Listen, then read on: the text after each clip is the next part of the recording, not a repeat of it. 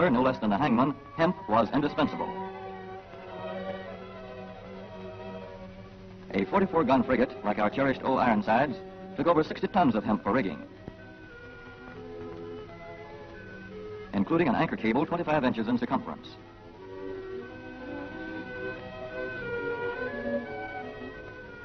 The Conestoga wagons and prairie schooners of pioneer days were covered with hempen canvas. Indeed, the very word canvas comes from the Arabic word for hemp.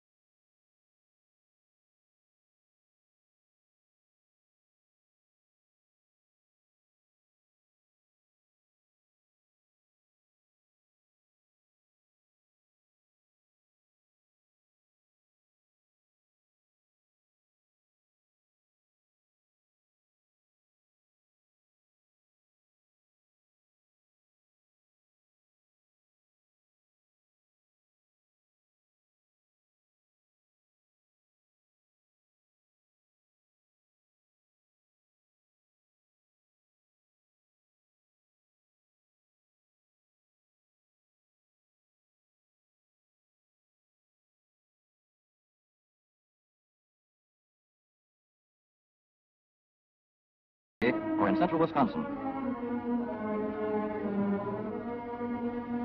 It must be loose and rich in organic matter.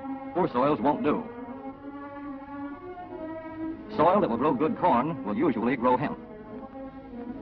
Hemp is not hard on the soil. In Kentucky, it has been grown for several years on the same ground, though this practice is not recommended.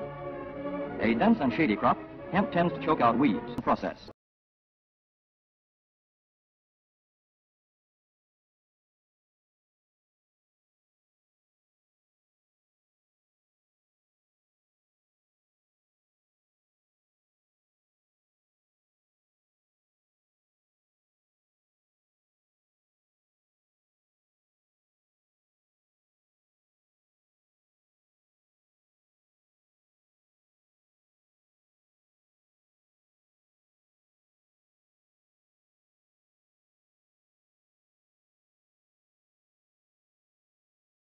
At least, that doesn't stall in the heaviest hemp. In Kentucky, hand cutting is practiced in opening fields for the machines.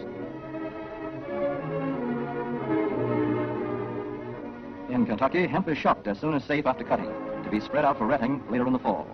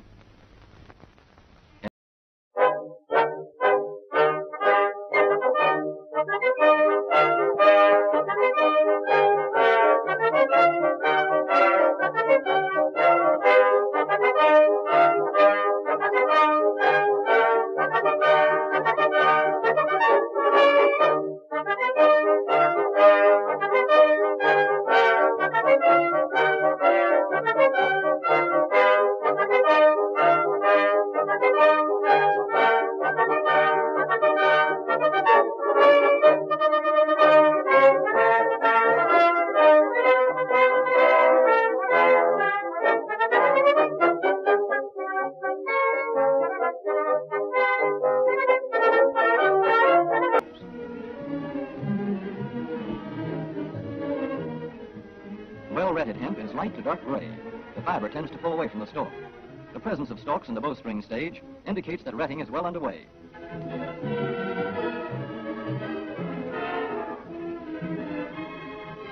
When hemp is short or tangled, or when the ground is too wet for machines, it is bound by hand.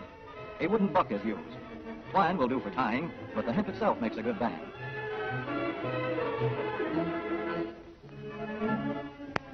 When conditions are favorable, the pickup bander is commonly used. The swaths should lie smooth and even, with stalks parallel. The picker won't work well in tangled hemp.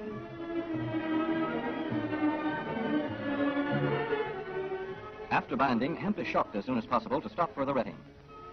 In 1942, 14,000 acres of fiber hemp were harvested in the United States. The goal for 1943 is 300,000 acres. Thus, hemp, Cannabis sativa, the old standby cordage fiber, is staging a strong comeback. This is Kentucky hemp going into the dryer of a mill at Versailles.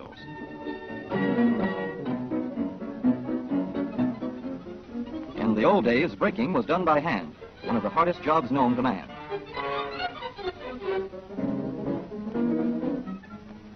Now the power breaker makes quick work of it.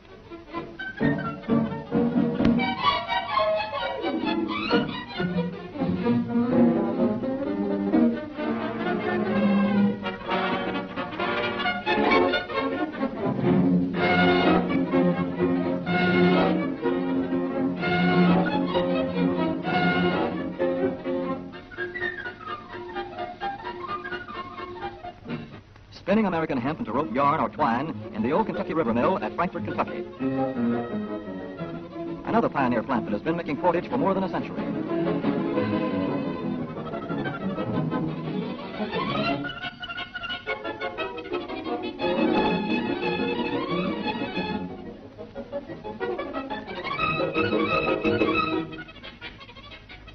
All such plants will presently be turning out products spun from American-grown hemp. Twine of various kinds for tying, winding armatures, and upholsterers' work. Rope for marine rigging and towing, for hay forks, derricks, and heavy-duty tackle. Light-duty fire hose. Thread for shoes for millions of American soldiers. And parachute webbing for our paratroopers.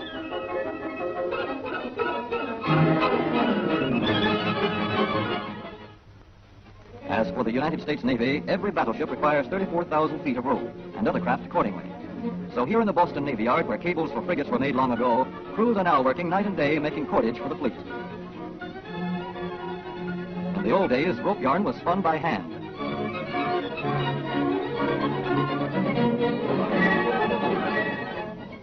Today, even the rope walk is mechanized. 160 fathoms to go. The rope yarn feeds through holes in an iron plate.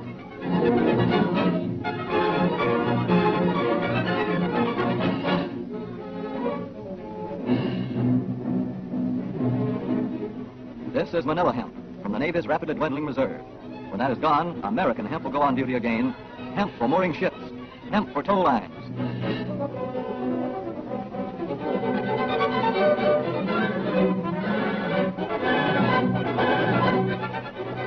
Hemp for tackle and gear. Hemp for countless naval uses, both on ship and shore. Just as in the days when old Ironside sailed the seas victorious, with her hempen shrouds and hempen sails.